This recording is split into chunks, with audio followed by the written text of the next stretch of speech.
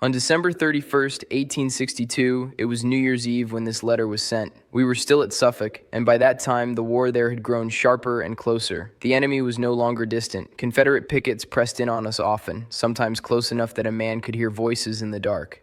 The Blackwater was alive with movement, and skirmishing had become common. We were not celebrating the turning of the year. We were watching the woods and listening for the sound of boots. Many of us spent nights on picket, standing in the cold, waiting, knowing the enemy was near. That was the reason I had not answered sooner when my brother wrote. Duty came first, and letters were written when time allowed. Before I read this letter, there is something I ought to say. I could not read or write.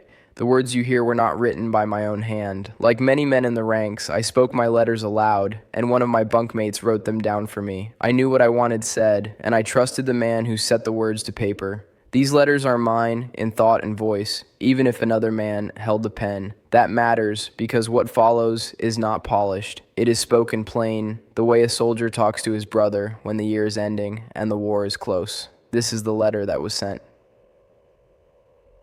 Camp Suffolk.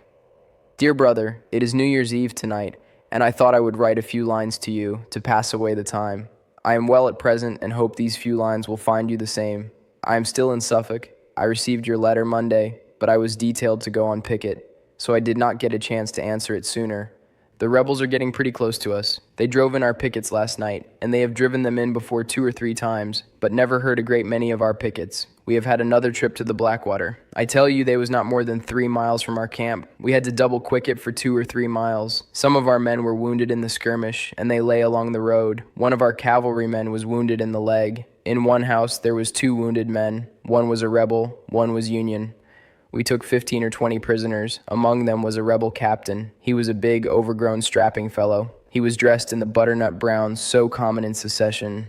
We did not get any of our regiment hurt and came into camp rejoicing, but we should have liked it a great deal better if we could have fired about 40 rounds at them. Companies B, F, and E were thrown outright right under their nose for advanced skirmishers. We could plainly hear them give the orders when they came around to change the relief. We could hear them chop trees across the road and even hear them cough. They ought to have had a blue pill for their cough. I reckon that seed that you spoke about was a persimmon seed. The fruit is delicious when it is ripe, planted in the spring in the garden where it is rich. You wanted to know who it was that wrote my letters. It is one of my bunkmates, W.E. Smith by name. When you write again, put in another stamp, for I can't get hold of any here very well. We were mustered for pay today. That makes 4 months' pay due me. No more. Write soon. This from your brother, Levi D. Green, direct to L.D. Green, Company E, 130th Regiment, TNYLV, Suffolk, Virginia, care of Captain W. Hakes, by the way of Fortress Monroe.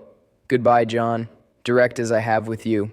Marvin is well and sends his best respects to you. I most forgot about him. L.G.